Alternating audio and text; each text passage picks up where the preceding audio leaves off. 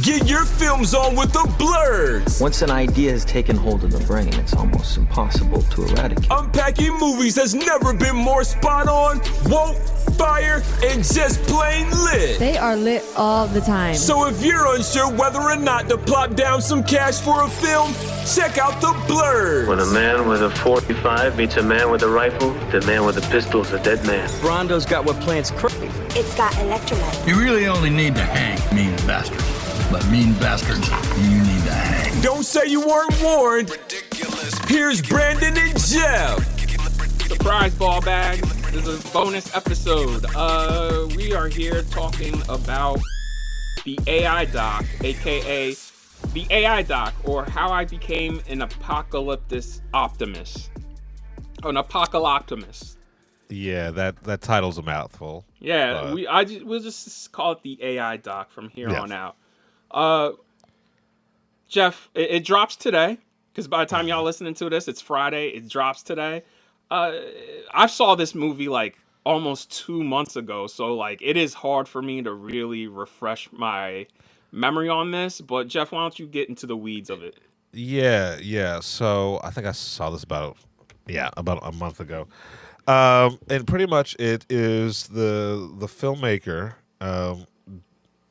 doing an examination of AI, right? Mm-hmm. It's one of those documentaries, and like where the kind of focus is the filmmaker. Yeah, right? Because Daniel Roher, he's one of the. There's two directors, Daniel Roher and Charlie Tyrell. Daniel Roher is the one we follow. All right, yeah. So Daniel Roher, he's scared. As we all AI. are. Yeah, he doesn't understand it. So he gathers, not only scientists who are protecting or monitoring AI, but he also gets together tech luminaries who are creating the AI, and he's just doing sit-down interviews, and it's all intercut with some really great animation, honestly. Like, if this were just a talking head movie, it would have been boring as shit. I'm sorry, but because he intersplices with his own animation and personal life, it makes it a much more engaging experience. But that being said, don't come into this movie thinking that you're going to get an answer when it comes to where we're going with AI, or don't go into it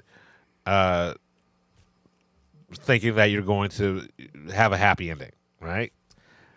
Because you go into you'll come out of this movie with what you take into it, what you take to it, right? So if you are super fearful about AI, you're gonna walk out super fearful of AI, right? Yeah. But if you're hopeful, you'll walk out with hope. The one thing I appreciate, and I normally don't like this shit, is they both sides it, and it works here because both sidesing stuff to me is not really taking a stance. You're trying to play the level of field, but here I get why you would play both sides, because we have to find some good in something going on with this shit. Right, it's not going away. We can't get rid of it. So yeah. I told Charlie and Ted when I was doing my interview, I have AI on my phone. I don't use it. I fucking stay away from it. Like, the only AI I use is Grammarly, and that's exactly in the title. I use it for grammar and spelling, and that's it. Yeah, it's at this point there's AI incorporated into lamps now. Yeah. Right? Yeah. So, and even if you don't actively engage in AI, right? You're engaging in AI. Right? Like I said, the only thing I use is Grammarly. And I'm that's saying, just helping me to write. I don't use it for any other fucking type of shit. Right, but you understand what I'm saying? Like, you may not actively be using it, right? But it's being incorporated in my life somehow. I would say Right. the only we've been using AI before AI really blew up because Shazam. We were all Shazamming Right. songs. That's basically AI. I mean, I still Google search songs. When I hear a song I like, I'm like, oh, I hold it up to the speaker. Look, what fucking song is this? Right. That's Like, AI. it's all right. It's all feeding the machine. It's just now we're at a point where it is growing exponentially. Is the way I would put it. This is a good doc. I enjoyed it. I think it definitely could have been a bit better. You know what I'm saying? But I will say it's very well researched and very well put together, and it is entertaining. And one thing I do fucking appreciate is that it does follow the traditional model of a feature, which is a beginning, middle, and end. Because most documentaries don't do that. My favorite documentaries are like, I get why they didn't want to do something negative and something positive, because like honestly the only person who does negative documentaries and does them well, and they're some of the best movies ever made because they're so entertaining, is Michael Moore. You know what I'm saying? Right. Like Michael Moore, he is the king of angry documentaries. Like, yo, this is why I'm pissed off and you should be pissed off too. Like The Big One, Bowling for Columbine, Fahrenheit 9/11, which I saw opening day, and I was squished in that theater because it was, those 4 big screens at the AMC we used to have Yeah. in the main lobby? Yeah. Bro, it was playing on all 4 screens, rated R, sold out the entire day. I went opening day, opened the same day as The Notebook, and tell me how all 4 of those big ass screens sold out same day as The Notebook. I'm up in there squeezed like this. I was like fucking 14 at the time. I could not fucking get into an R-rated movie. This one, they didn't give a fuck. They're like, yo, all right, yo, you want to see it? Go fucking see it. Yeah, because I mean, It was important. It was was important important. because at the time we were like, oh, we're never going to have someone as stupid or as dangerous as W. And boy, we were wrong. And think about it. W did some fucking damage, bro. He did some and it damage. was like it wasn't even W, it was Cheney, right? Like hindsight's a 20, right? Like we're not gonna go down that rabbit hole. Yeah, because right? like I said, Yeah. I never, not in my lifetime would I have thought we would get somebody who's worse than W. But hey, by a mile. you know what I'm saying? Or stupider. Here's the thing, stupider, because W was fucking stupid. No. The W wasn't stupid. He was naive, right? And I'm not apologizing for he anything. Was stupid, dog. He like, was stupid. Like, come on. Come on. It was so bad. They had a whole sitcom, bro. Like, That's My Bush. That shit's still funny, though. Look, One of these days, Lorna, I'm gonna punch you in the face. look. All I'm gonna say when it comes to W is like, Yo, I'm gonna go watch That's My Bush tonight. He was not supposed to be president, right? He was not a good president, but he wasn't a complete amoral idiot. Yo, yeah. Like, he never had people murdered in the street. Right. He's like he believed in the rule of law, the Constitution, all that shit. So say what you will, and like the fact that you're like, this motherfucker is making me defend W. Yeah. Right? Like, as not that bad, right? It's But anyway, back to Michael Moore. Because he followed up Fahrenheit 9/11 with Sicko, which took on the health industry, and that shit really, I think he that was too early, Sicko. And then the last movie he made was Capitalism: A Love Story, which was also that was great. I didn't see that one. Yeah. Yeah. So, but Michael Moore, where the fuck are you, man? We need you. Like, you and Zach De La Rocca, when shit hits the fan, y'all just disappear. he's putting together, like, he's going through the Epstein files. Like, Michael Moore is going through the Epstein files right now. Have you seen the Fahrenheit 9/11 sequel? Because I haven't. I didn't even know there was a sequel. Yeah, it's like Fahrenheit 11/9. Like an official sequel. Yeah, no, I'm Googling it right now. Really? I swear to God, he did a follow-up and everybody dismissed it. And I'm just like, I don't think... I heard like that came and went. Yeah, but man. the thing about Michael Moore and documentary filmmaking, I don't consider what Michael Moore to be a documentarian. I consider him to be a journalist, right? Bro, because he definitely has his own point of view, right? He's not skewing the data, but okay. he's definitely like coming in with a clear objective, right? So here we go, real quick. Okay.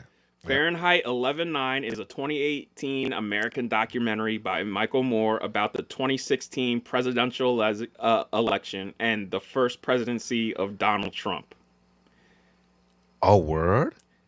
I gotta find where this is at, bro. Yeah, where's it playing? Like, where can I? I don't know. I don't know. I'm gonna look for that shit right now. It can't, apparently this was nominated at the Razzies. Like, people hated this movie for some reason. Oh, all right. Well, that's concerning. Yeah, people really hate. All right, you know what, man? we need to find where the fuck this movie's playing at, because now I need to watch it. No wonder Michael Mann's like, you know what? Fuck y'all. No wonder. All right, let's see. It's streaming on Zumo Play. What the fuck is Zumo Play? What the fuck is a Zumo Play?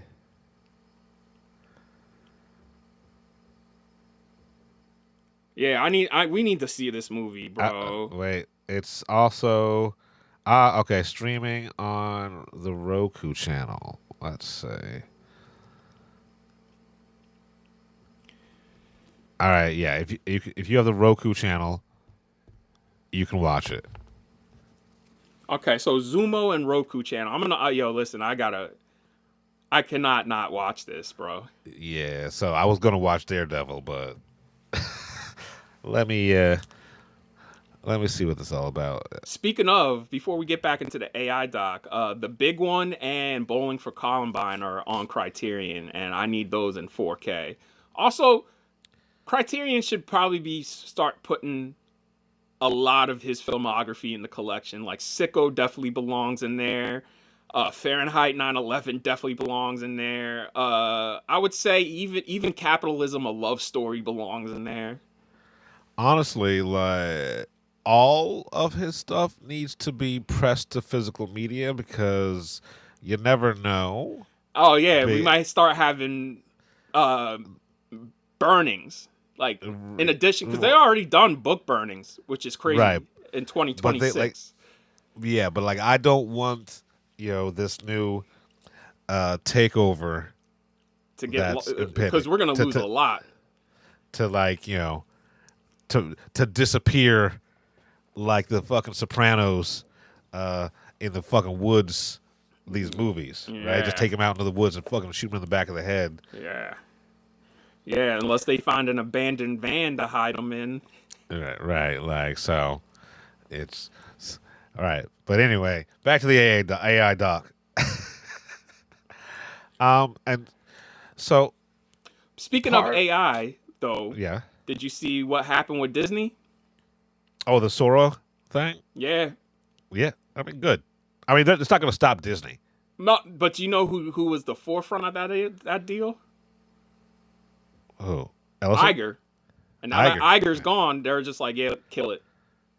No, like the Sora people, the Open AI people walked away. Oh, they did?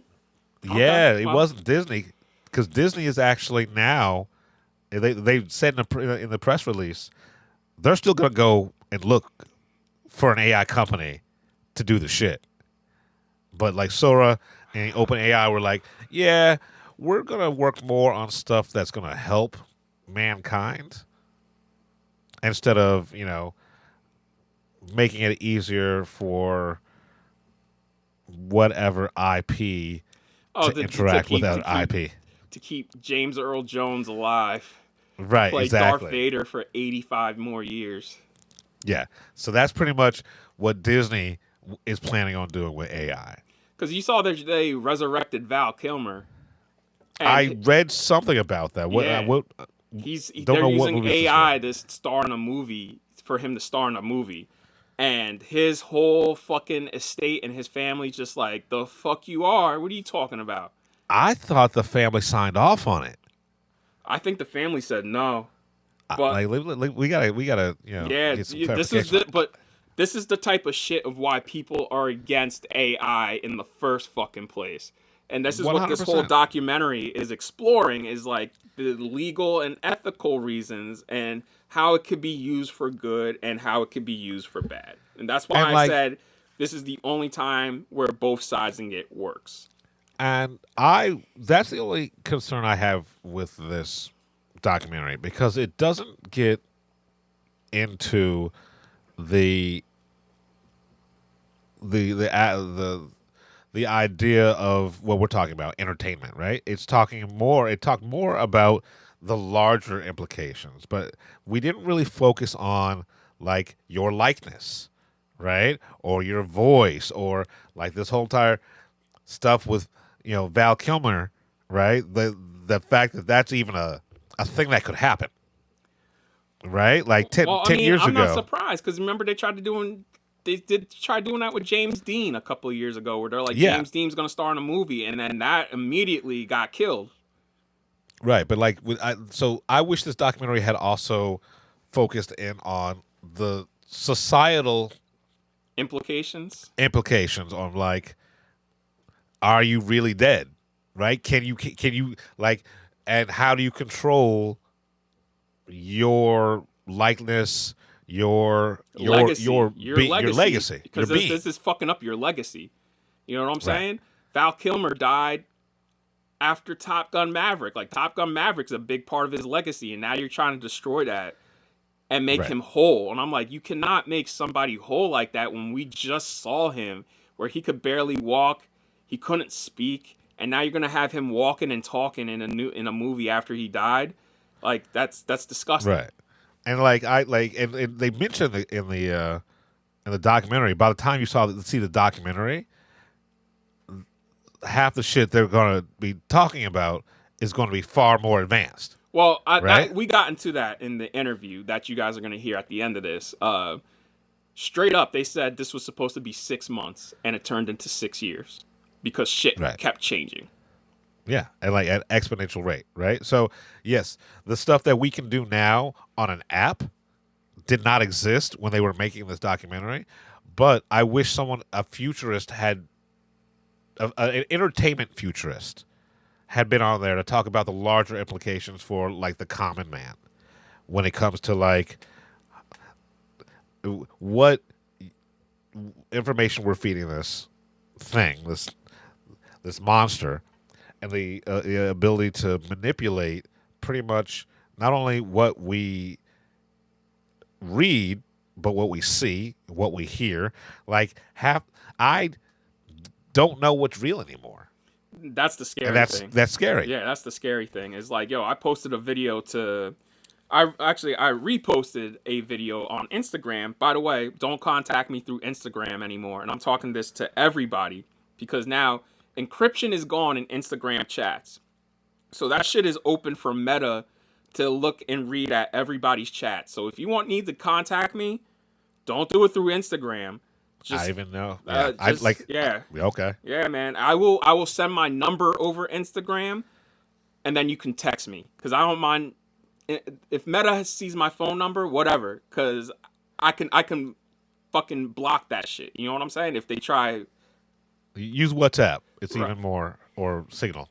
Well, I use Google Messages because that's encrypted. Right, but like Signal is encrypted. WhatsApp is encrypted. Signal's beautiful. Yeah, that's why I don't understand why people are like, contact me through Telegram. I'm like, why? Signal's better, bro. Telegram is for porn, bro. like if you're selling ass, that's what you use Telegram for. Signal's for real, for business shit. But also, like, we didn't talk about the the sexual implications for AI. Like a lot Yo, of because a lot of women have been fucking suffering at the hands of disgusting dudes, and like that, as a man, it never would dawn on me to take time out of my life, out of some woman I like, and not get her consent to do this, to place her face on some porn star's image or something else for my pleasure. Like, could you imagine somebody, like, you know how disgusting that makes me feel, where somebody would take my face and put it on some, like, porn star, or put me in a gay porn or some shit like that? Do you know how that would make me feel, man? Like, that is disgusting. It's a violation. Yeah. Right? It's Yeah. 100% violation. It's equivalent to like, that's a sex crime. That's literally a sex crime. Yeah, and it would be one thing if these dudes, they did that in the privacy of their own home and no one knew about it, right? But it's not that. They are creating the stuff and then they're releasing it into the world. Yeah. Yeah, man. Right? On some, like, real revenge porn shit. Yeah. So, like, I would, but because this thing is moving so fast, I can't blame the documentary for not including this, because honestly, we don't know the implications of this technology until it's staring us right in the face. We can hypothesize, but where there's a will, there's a way, right? So there's some unintended consequences of this shit that we would never be able to anticipate. Look, you said it best right there. Then I got nothing else to add other than I can't wait for y'all to listen to this interview. This interview, I think, is the best interview I've done thus far. Like, it really is. Like, have you gotten a chance to listen to it, Jeff, or watch it? Not yet. Not yet. It's these guys. They're like, oh man, this was. I can see why they wanted me to do this, because I did enjoy talking to them. There was a lot to talk about. There was a lot we didn't get to talk about. I tried to end it. I tried to play it like the movie itself, where we talked. A lot of it was negative, but then I was like, just like the movie. Let's say something optimistic about the AI. These motherfuckers had nothing positive to say. They couldn't even lie to me and muster up something positive to say. I was just like, yo.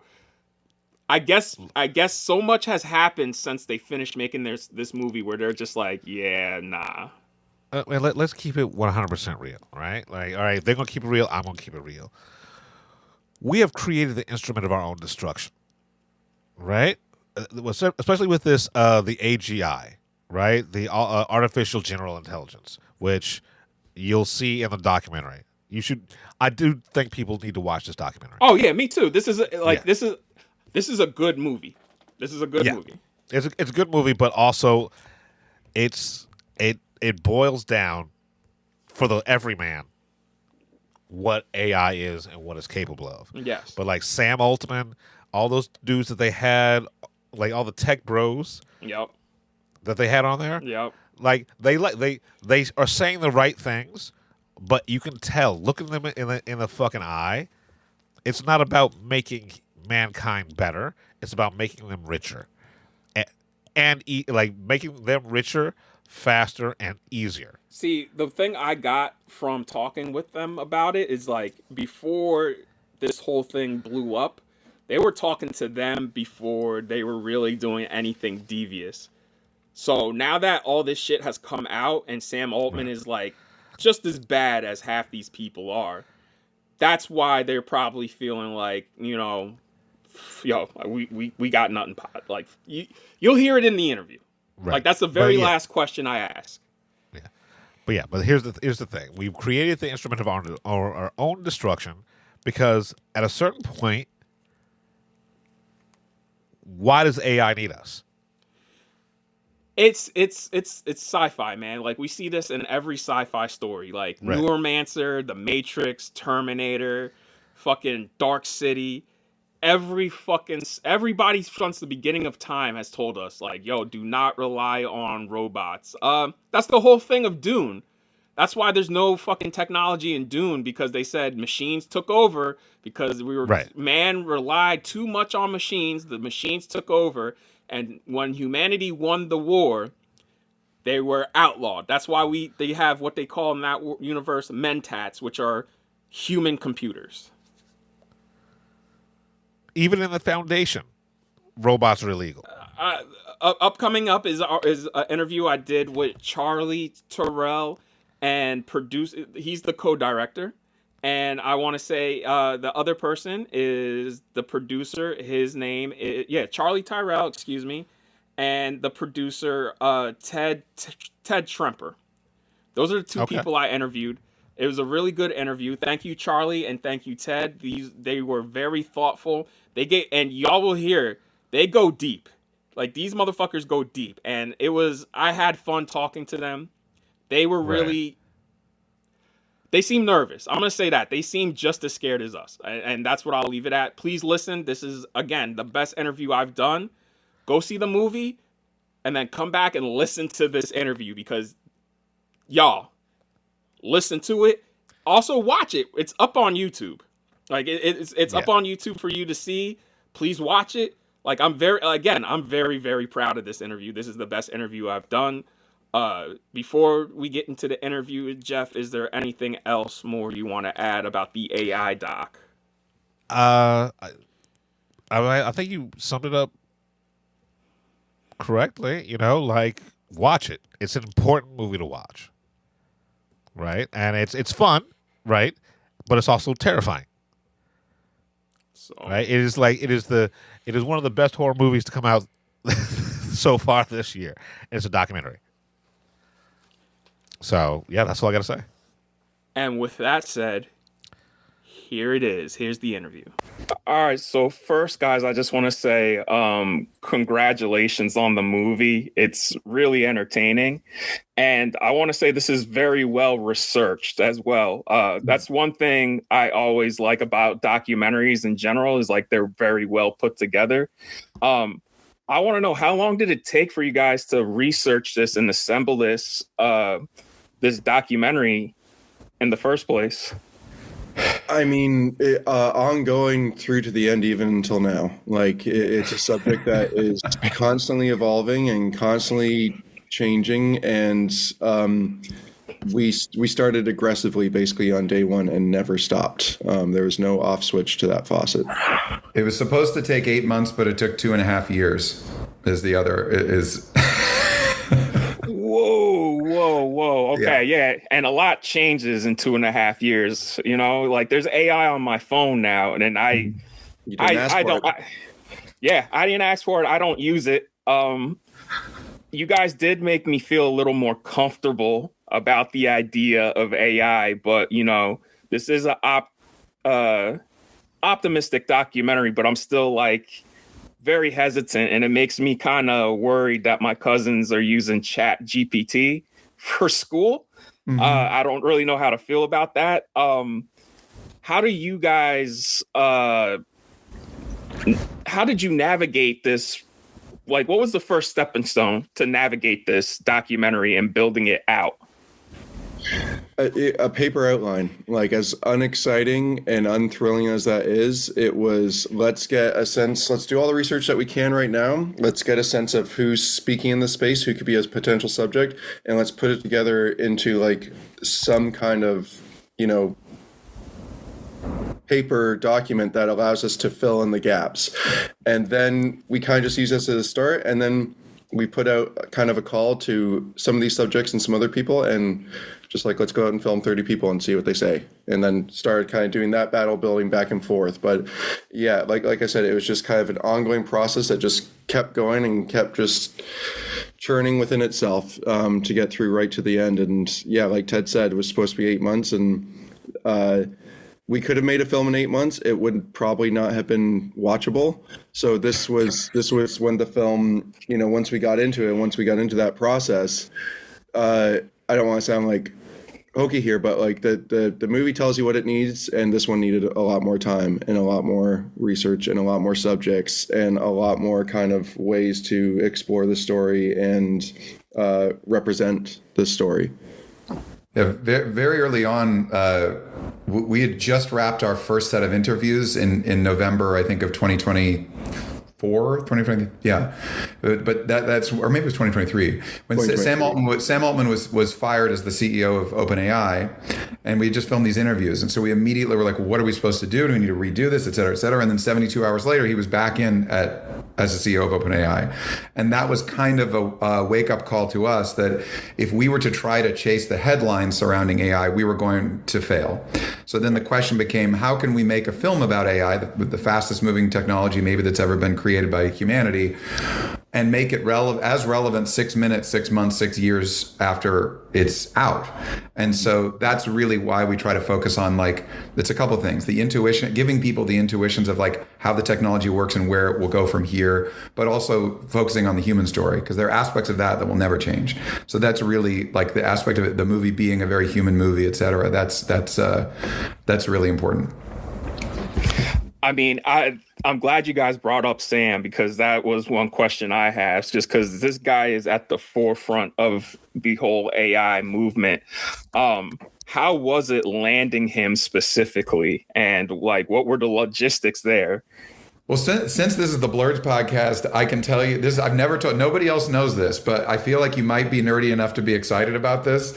Whenever we got anyone, are you Ghostbusters fan? I was just about to say this, yeah. So anytime that we got anyone from Ghostbusters 1, when they finally get their first call, Annie Potts stands up and she's like, yes, yes. And then she puts the phone down and then screams, we got one. And then all the Ghostbusters get in the car, they go down the thing.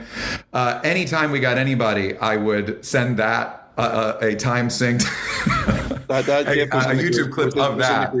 Yeah. Yes. And it really is like, you know, we tried for, you know, many years to sort of build up to a point where we essentially, like, there's a race obviously going on with how this technology is being developed. So the way we sort of thought about it is if we could get one, we could get one of the CEOs, we probably would get more of the CEOs.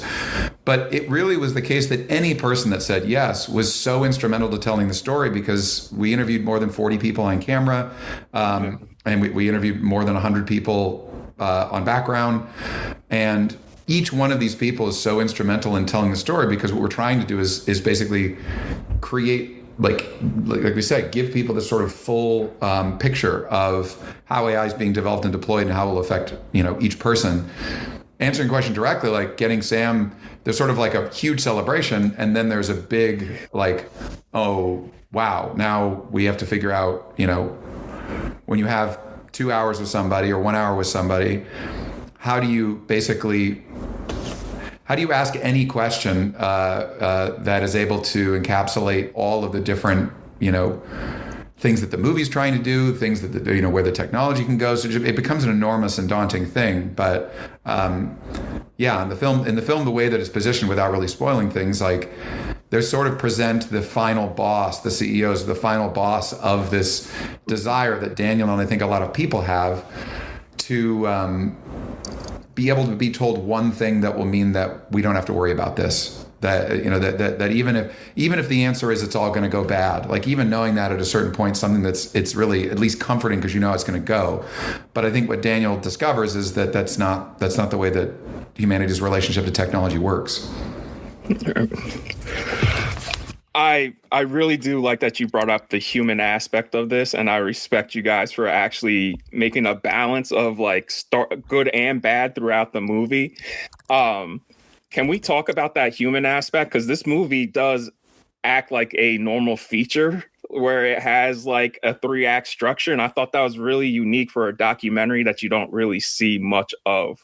Mm-hmm.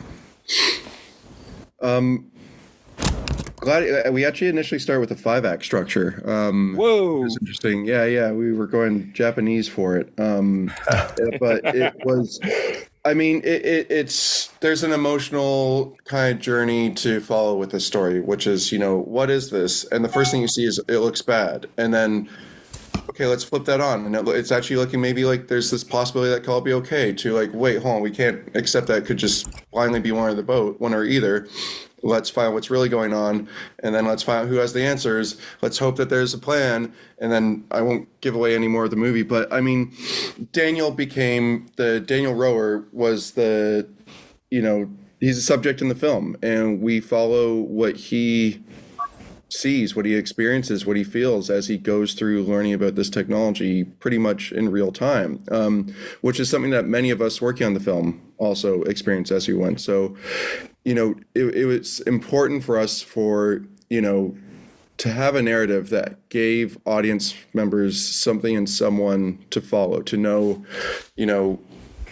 okay, how I'm feeling, like I'm feeling scared, that's normal, that's okay, rather than just inundate them with information, to give them some kind of life raft to hold on to. And the great thing about Daniel is he'll ask the questions that you probably usually want to ask a person. He'll get there with you, and it's a tough subject, because if we just come at it with the stats and what's going on, and if you look at an LLM, one of our subjects says it kind of just looks like a bunch of Google Sheets, like it's a bunch of numbers and a bunch of charts, and there isn't really anything that you can make sense of from there. So we had to use the filmmaking language to make it cinematic, so it's engaging, so that people are actually going to watch it, give them something to follow along with. But it's also something that the implications of this technology are things that challenge our values. They're things that challenge our place in the world. And that really needs to be demonstrated, and that needs to be felt just as much as it has to be seen. So I know I rambled a bit on you there, Brandon, but let's keep going with this, because this is a topic that I'm more than happy to just go all in on.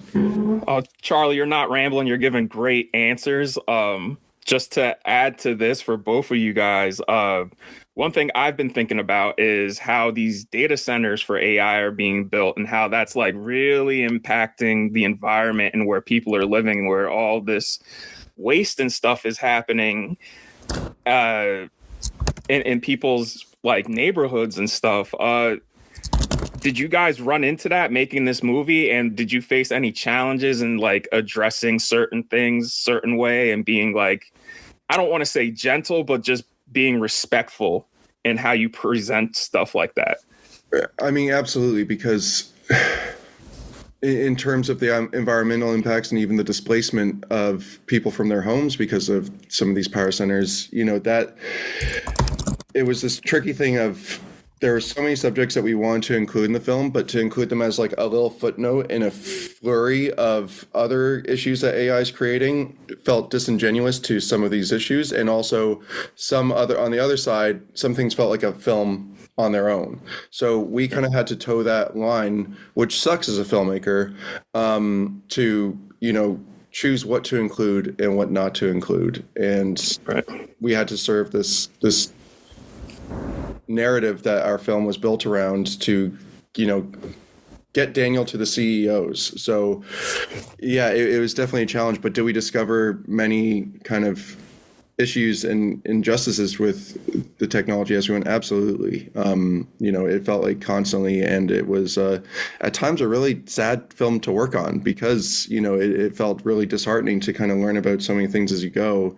And, there's definitely this, David and Goliath aspect of AI with, being a citizen versus being a tech leader. And there are times where you just felt smaller and smaller as you went, and it was disheartening. But then you learned that you can't just let things happen. Yeah. And that's one of the joke that we had often. It literally was the filtering mechanism that we used was that the goal of a first date's not to fall in love and get married. The goal of a first date's to get to go on a second date. And so that our film could not be trying to get you to marry AI, because that would alienate almost everybody.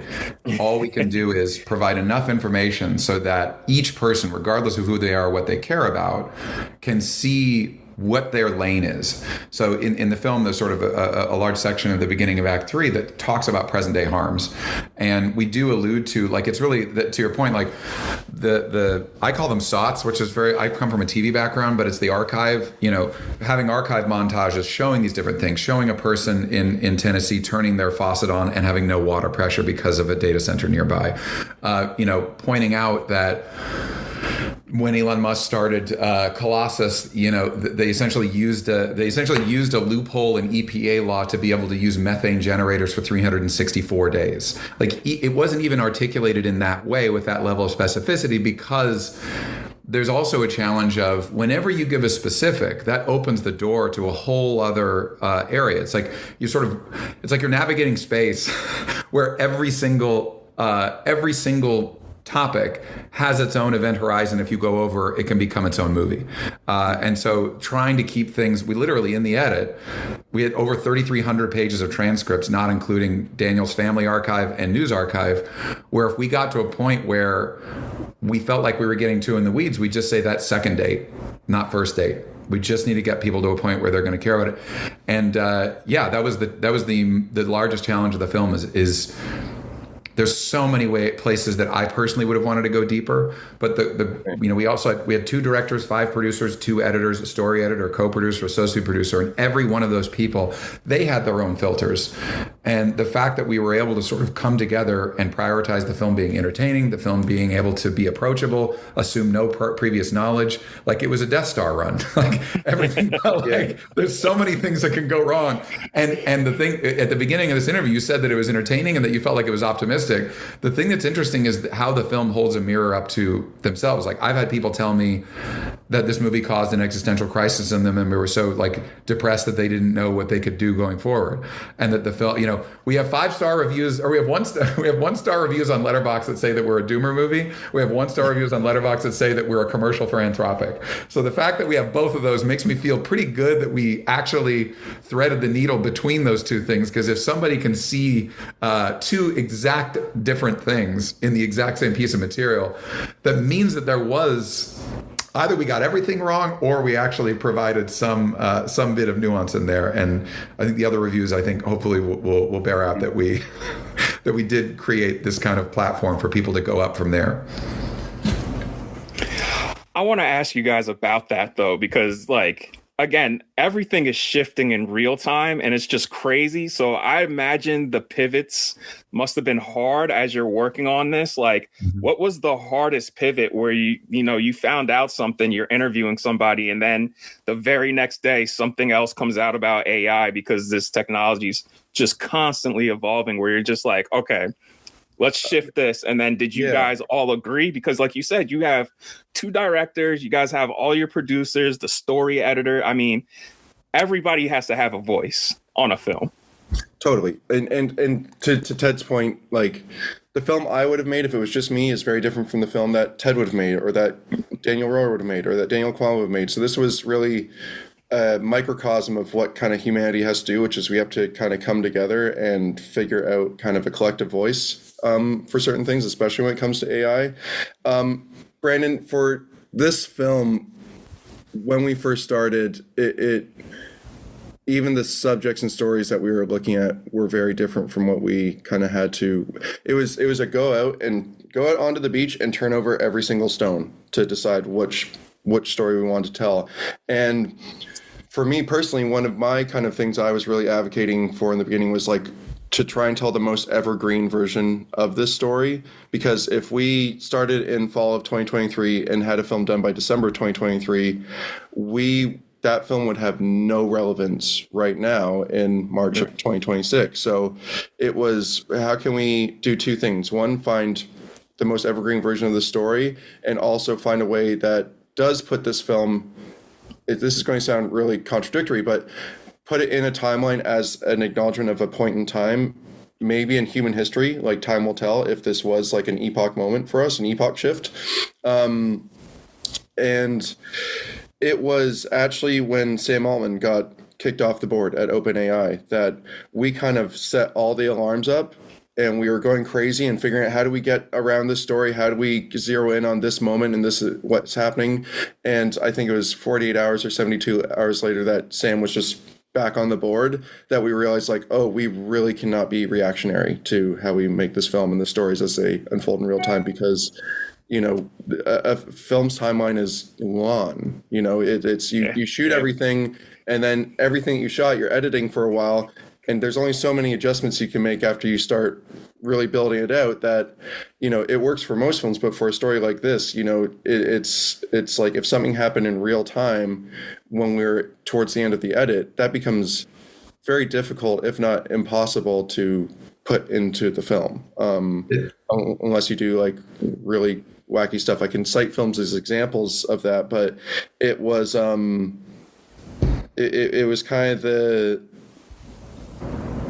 whatever analogy you want, it was the hammer on the nail that we needed to make sure that we had a big step back and we looked at this from way outside the bubble rather than inside the bubble.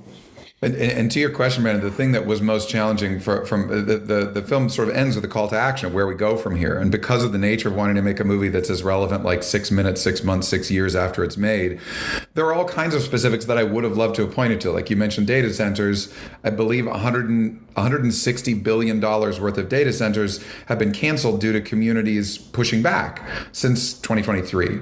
And so that's the kind of thing where it'd be like, oh, it would be really great to say that as of 2025, like $160 billion worth of data centers have been moved because communities push back. And to be able to like say that, but by the time that, we lock the film in May of 2025 or whatever, by the time it comes out in January 2026, there could have been a complete reversal of that. And similarly, like talking about government action, no one could have predicted that 99 senators would have voted to pull out the moratorium on regulation out of the big, beautiful bill. If we put that in there, that would have been great and a huge sign of hope until the executive order placing a regulatory moratorium on that would have come by. And there are all of these different ripple effects you have to be aware of, down to the level of like, one of the things I wish we had been able to sort of work into the film is the notion of whether or not the fact that these large language models essentially are relying upon the data of all of humanity, which is yours and mine and authors and films, et cetera.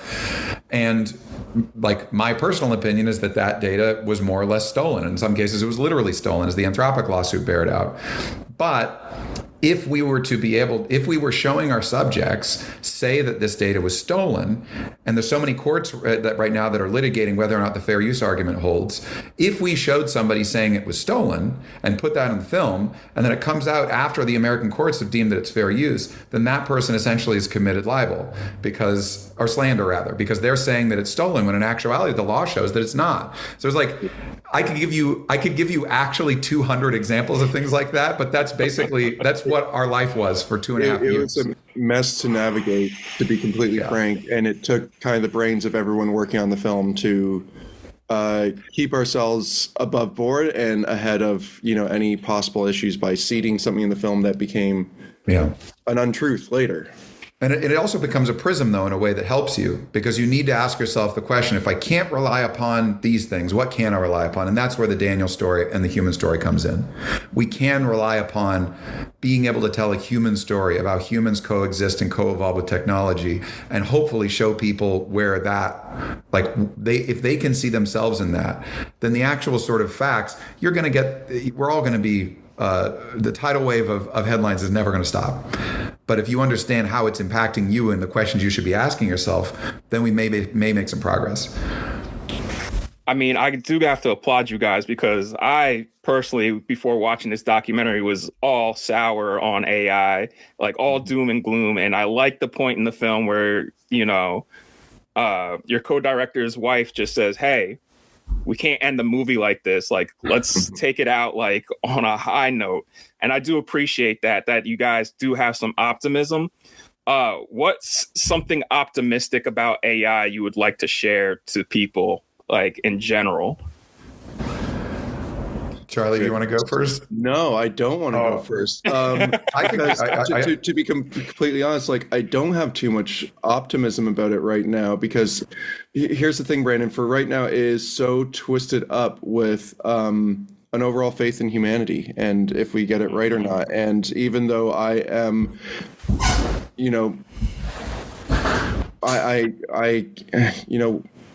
I'm not trying to be pluggy here, but I am an apocalyptimist where I'm really hopeful and I work towards making things go well, but I still acknowledge the, lesser natures of humanity. So I can't look at any one aspect of AI and say the thing I'm hopeful about without having the caveat that, like, here's the negative things I can do too. So I may be too in the weeds right now, but I'll shut up for a second. I'll let Ted go and I'll think and I'll try and give you an answer. There's two answers. If you're talking about, so there's the technology and then there's the culture. There's like society, us as a species.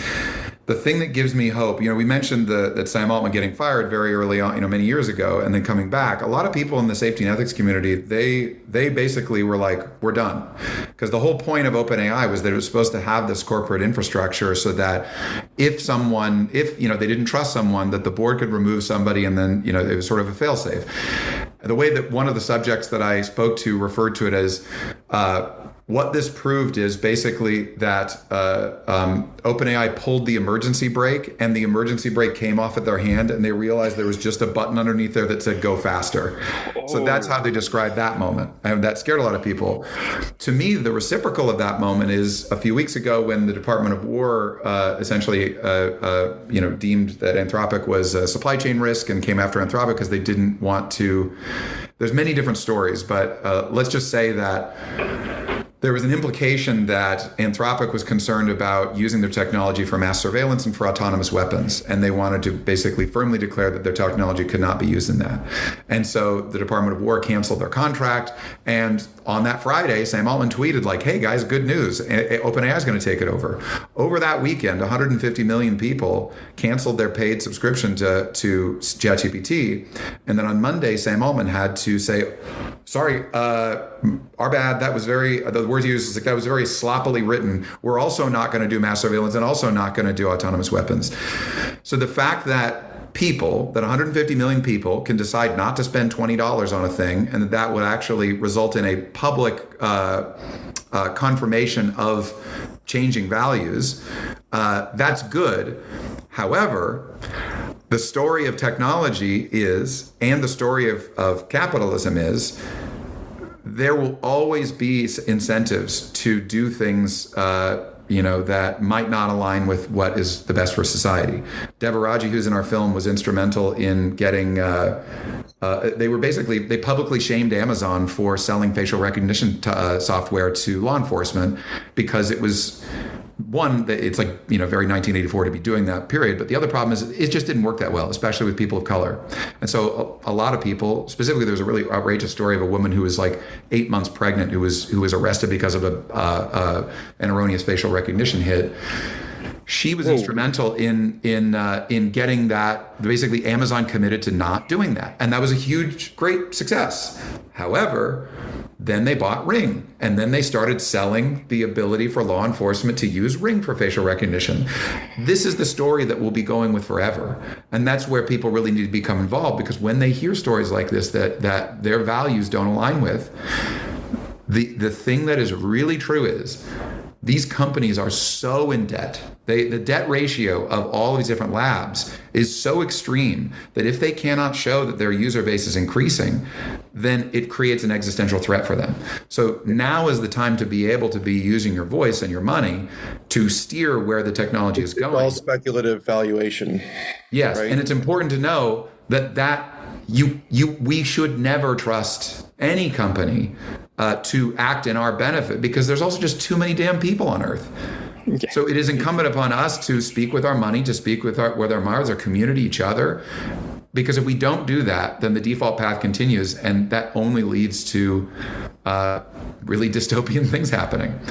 But I do believe, going back to the notion of what makes me optimistic, I do believe in humanity's capacity to push back against things that violate our values. And the really good thing is, currently, there are a lot of violations happening that, regardless of your race, background, gender, politics, geography, there are so many different things that we should have off the table, and people are becoming aware of that and pushing back. Yeah. And to sneak in my answer there, I'll basically echo exactly what Ted just said at the end there, which is the amazing thing about human beings is when we do face great challenges, including existential threats, that's when we kind of really have an opportunity to show the amazing things that we can do. So it sucks to that we have to play that game to show those amazing capabilities, because the opportunity is generally scary because of the high risk of failure, but it is the only time where we can kind of really show what we can do and restore things.